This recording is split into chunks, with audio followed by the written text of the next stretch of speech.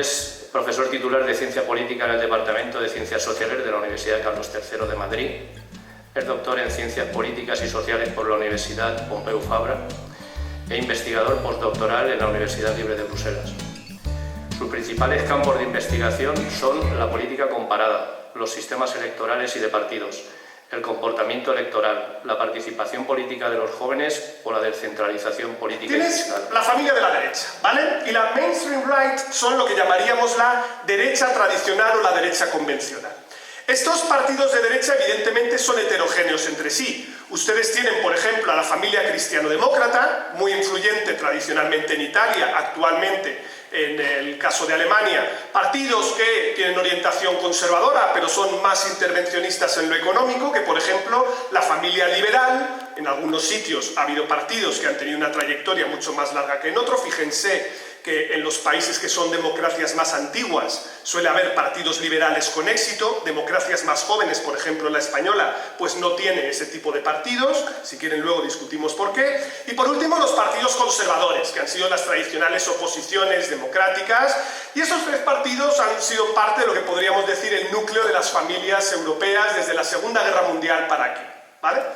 Pero si nos alejamos a la otra dirección, verán ustedes que hay una alusión que se pone por parte de Casmud far right, ¿vale? Far right nosotros lo podríamos traducir de una manera muy grosera como ultraderecha, ¿vale? Esto es lo que empleamos normalmente como ultraderecha en castellano.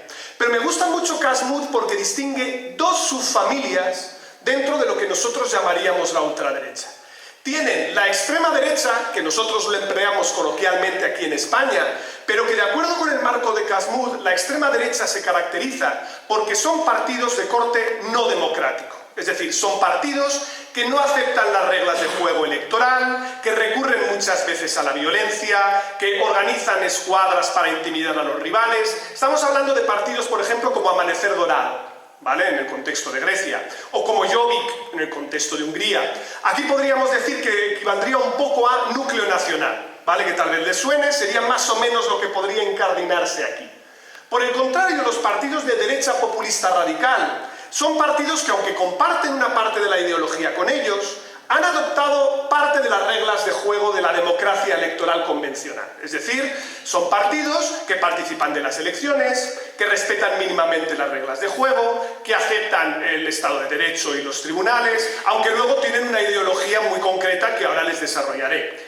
Y muchos de estos partidos, de hecho, son un proceso de moderación de partidos que antes eran radicales de extrema derecha, ¿vale? Tal vez el caso más paradigmático que haya sea el caso de los demócratas suecos. Los demócratas suecos, si ustedes han leído al novelista Stieg Larsson, no sé si les suena, que es un autor de novela negra sueco, sabrán que antes de haber sido novelista, él era investigador, periodista investigador de grupos de extrema derecha. Y él tiene un documental maravilloso que está en Filmin, si ustedes lo quieren ver, un poco aquí el banner de publicidad, que justamente relata su experiencia viendo cómo estos grupos se fueron radicalizando a través de pues, el rock nórdico, progresiva moderación, cambio en los liderazgos, etc., hasta convertirse en partidos que hoy podríamos decir son homologables y en general tienen un apoyo electoral sustancial en el contexto de Suecia. Aquí en el contexto español, evidentemente, nosotros pondríamos más bien a Vox a un lado, ¿no? Dentro de la familia de los partidos de derecha radical o de derecha populista radical. Dicho esto, me gustaría entrar en cuáles son los factores programáticos que identifican a este tipo de partidos. Y antes de nada me gustaría también recordarles que la existencia de la derecha radical no es algo nuevo en el contexto europeo. Quiero recordarles que Jean-Marie Le Pen ya estaba compitiendo en las elecciones presidenciales francesas en los años 80, que el FPÖ austriaco ya llegó al gobierno de Austria en los años 2000, que en el contexto desde 2004 en adelante la derecha radical gana las elecciones sistemáticamente en Suiza, y un largo etcétera, ¿vale? A nosotros nos llama la atención porque siempre ha habido una excepción ibérica, que es que Portugal y España no tenían partidos de esta familia. De hecho, lo que nos preguntábamos los académicos básicamente era por qué ocurría esta excepción. Bueno, pues ya están viendo que Iberia is not different, ¿no? Es decir, ahora ya tenemos todos las mismas familias, solo en Irlanda no tienen todavía representación, pero está al caer, ¿vale? Por lo tanto, estos partidos ya existían antes, pero el gran subidón, como luego les mostraré, se va produciendo esencialmente a partir de mediados de la década de los 2010 aproximadamente, mediados, se lo ubico más fácil, la crisis de los refugiados. ¿Vale? Desde la crisis de los refugiados en el año 2016 es cuando vemos en general una subida importante de esos partidos y luego post-COVID todavía han subido más, de una manera escalonada como les mostraré. Esto es sobre todo lo que ocurre desde entonces.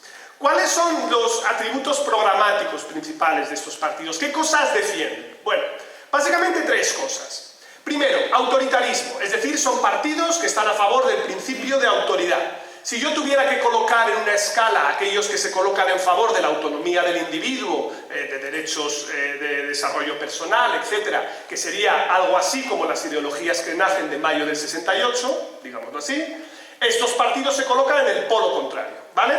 Autoridad, orden, disciplina, liderazgos claros, liderazgos carismáticos, ¿vale? Esto de que haya primarias dentro, no sé, a veces ves casos de gente que ha salido de Vox y se sorprende, es que no hay democracia interna, y digo, ya cariño, ¿vale?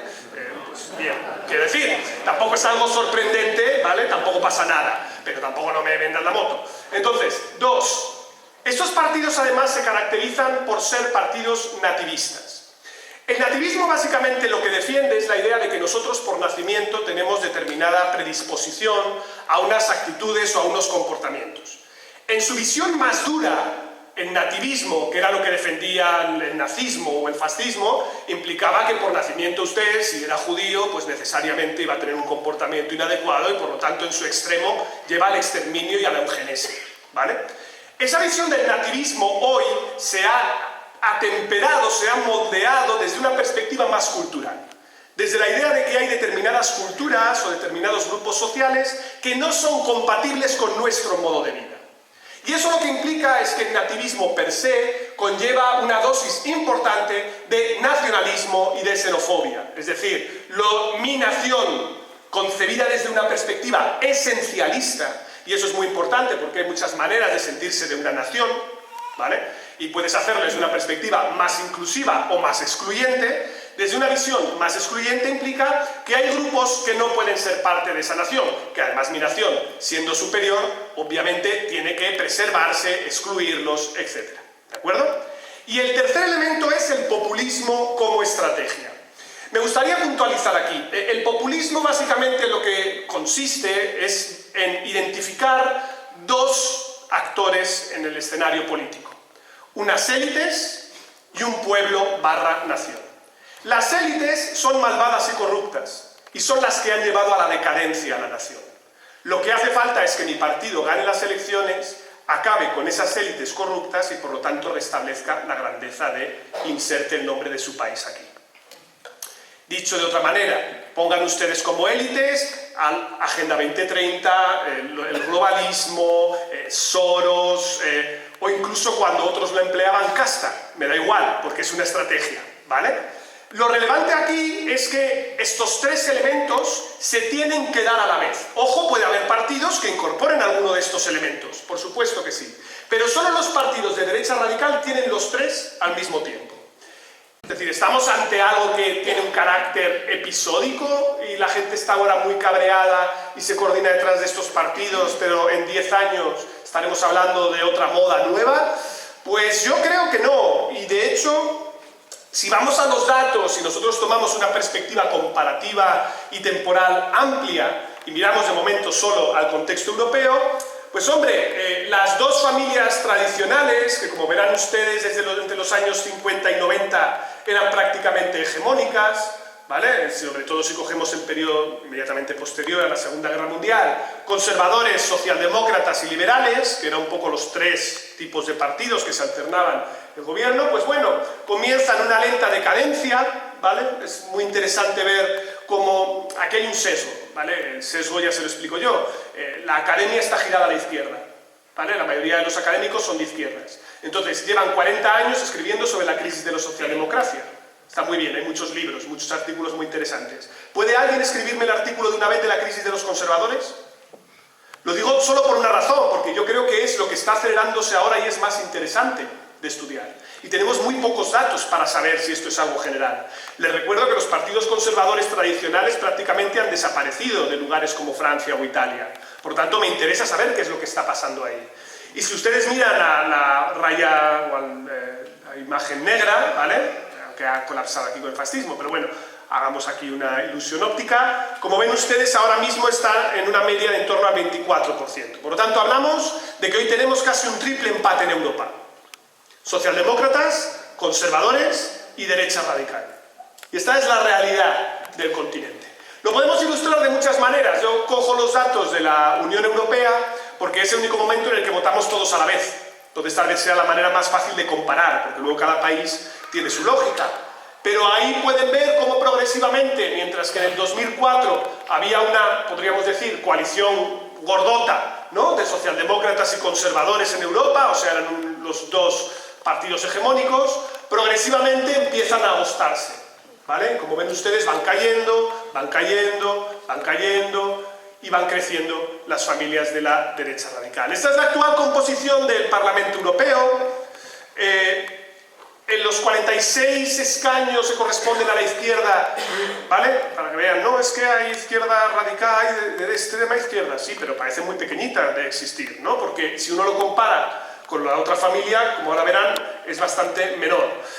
¿Cuál es la coalición que hoy articula la gobernabilidad en la Unión Europea? Básicamente el EPP, que son ahí el Partido Conservador, los populares europeos, 188, socialdemócratas, 136, Renew Europe, que son los liberales, que son los azules, y luego los verdes, que son 53. Tienen a NI, que son los no alineados, y ahí tienen no uno, ni dos, sino tres grupos de derecha radical. Elijan ustedes el que más les guste, ¿vale? Lo digo simplemente para que se vea que esa heterogeneidad ideológica también se traduce en que no pueden actuar siempre de manera coordinada. Fíjense que si estuvieran juntos, serían el segundo grupo de la Cámara. Serían el segundo, esa es la realidad, porque si no, miramos espejismos. Y tienen ustedes a ECR, que es conservadores y reformistas, donde antes estaban los Tories británicos y hoy básicamente es el grupo de Giorgia Meloni y de Italia y Ley y Justicia de Polonia, más algunos Friends. Tienen a Patriotas, que es en realidad el grupo más importante dentro de estos, que está presidido por Santiago Abascal, que dice Trump, ¿no? Santiago Abascal, sí, pero también está Marine Le Pen, también está allí el grupo de Orbán, también está ahí el grupo de Salvini, ¿vale? Es el grupo de derecha radical más importante de la Cámara y bien articulado, o sea, y funcionan de una manera bastante cohesionada. Y luego tienen ahí Europa de las Naciones Soberanas, que son 25, ahí está solo Alternativa por Alemania y algún grupito pequeño más. ¿Por qué están solos? Pues porque durante la campaña electoral, Alternativa por Alemania tenía un candidato que dijo que Hitler hizo algunas cosas buenas.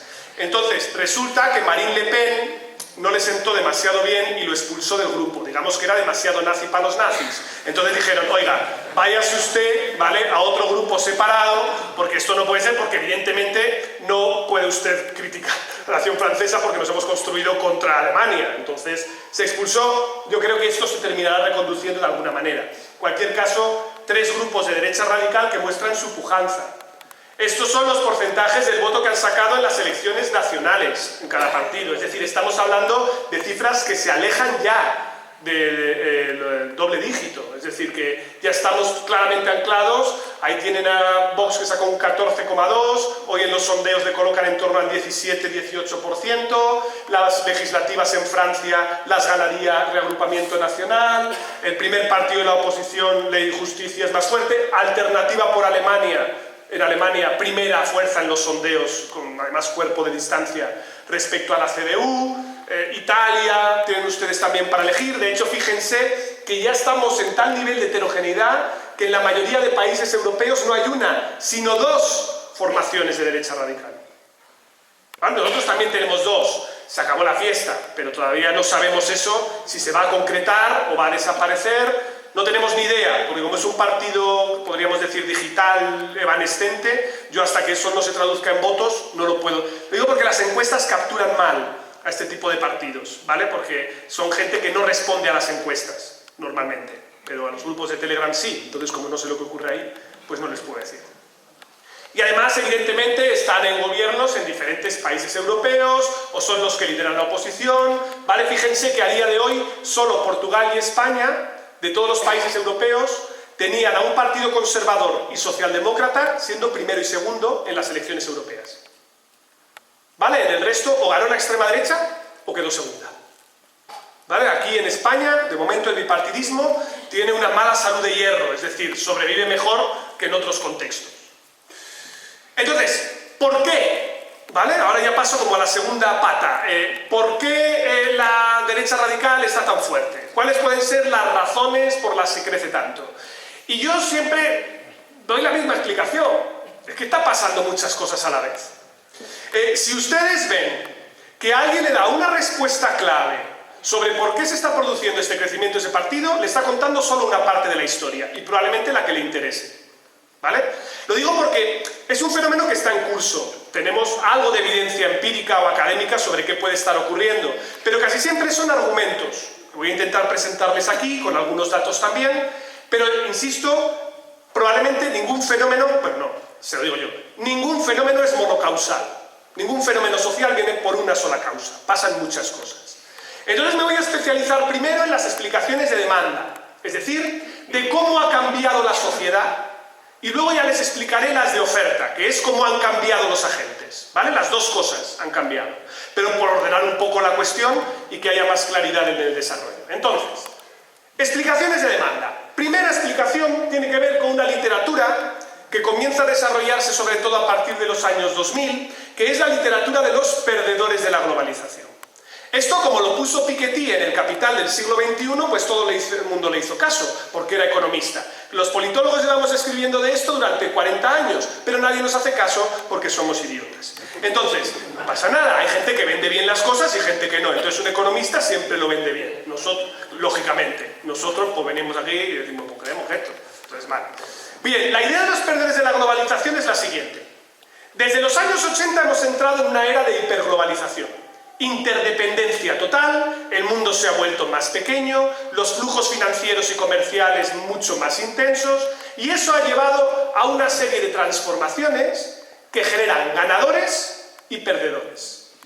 ¿Quiénes son los ganadores del proceso de la globalización? A nivel global, los países que estaban en vías de desarrollo. ¿Vale? Claramente. ¿Por qué? Porque ha habido un proceso de deslocalización masiva de muchas industrias que se han ido a Vietnam, a Tailandia. Crecimiento en la reducción de la pobreza en África durante los últimos 20 años ha sido espectacular. China ha despegado, India cada vez más pujante, ¿vale? Bien, pero además dentro de nuestras sociedades también ha habido ganadores. Los ganadores son básicamente la gente que está bien formada y cualificada en campos que tienen que ver con ciencia, matemáticas, tecnología o ingeniería y que hablan inglés. Esta gente es una ganadora neta, clases medias angloparlantes, las cuales en un mercado más integrado tienen muchísimas ventajas. Lógicamente, usted puede teletrabajar hoy para una empresa de Silicon Valley desde Lisboa y ser lo que está tan de moda ahora que se dice un expat. Porque decir inmigrante suena peor, pero decir expat suena guay.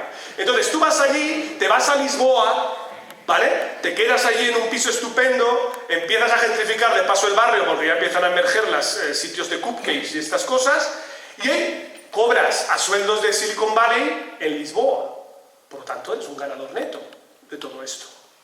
Pero ¿qué es lo que ocurre? Habría otros sectores que se ven perjudicados. Claro, si usted trabajaba en, voy a decir, astilleros en el Ferrol o en Puerto Real, o podemos decir industria del calzado en Elda, evidentemente, ¿qué es lo que ocurre? Pues que si usted tenía un nivel de cualificación media, media-baja, si usted estaba trabajando en procesos rutinarios manuales, muchos de esos puestos de trabajo desaparecen. Y eso genera una lógica angustia existencial y una sensación de desclasamiento, porque no olvidemos que al final en esta vida parte importantísima de lo que somos, por desgracia, es la profesión que tenemos, ¿vale? Digo por desgracia, pero el 80% de nuestra vida la pasamos trabajando. Entonces eso nos genera dicha sensación. Por lo tanto, lo que estaríamos viendo es que habría una revuelta de esos potenciales perdedores de la globalización que estarían votando a partidos soberanistas que les dicen que we will make America great again. Volveremos a hacer América grande de nuevo. Take back control, el Brexit. Recuperaremos el control. ¿Para qué? Para devolverte esos puestos de trabajo y esa certeza que tú has perdido durante todos estos años y que te genera dicha angustia. Esta tesis, que es más estructuralista, es una tesis que tiene cierto respaldo con los datos que tenemos. Aquí tienen, por ejemplo, en Francia el voto, ¿vale?, en función al Frente Nacional, ¿vale?, Reagrupamiento Nacional, en Francia, en función del nivel de ingresos. Y ven que cuanto más ingresos tiene, menos voto. Cuanto menos ingresos, más voto a este partido. Se lo planteo al revés, en función de la gente que no tiene estudios. Cuanto menos estudios tiene la gente, más probable que vote a estos partidos. Y a la inversa, evidentemente, estudios, clase, ingresos, daría pie a una discusión académica más profunda, pero es simplemente para ilustrarles un poco lo que emerge. Otro de los gráficos, mi favorito, distancia a una estación de tren. Cuanto mayor distancia a una estación de tren, más probable que vote usted al Frente Nacional. Por lo tanto, claro, tenéis aquí la estación de AVE lejos, y como está lejos, pues votáis mucho aquí a Vox. Obviamente el mecanismo no es ese, ¿vale? Porque si no, yo me imagino a los gobiernos de izquierdas haciendo una estación de AVE en cada pueblo, que también lo han hecho. La cuestión es, el mecanismo es aislamiento. Es decir, cuanto más desconectado estás de infraestructuras, de servicios, cuanto menos cohesión social hay en tu municipio, más probable que votes a partidos de extrema derecha.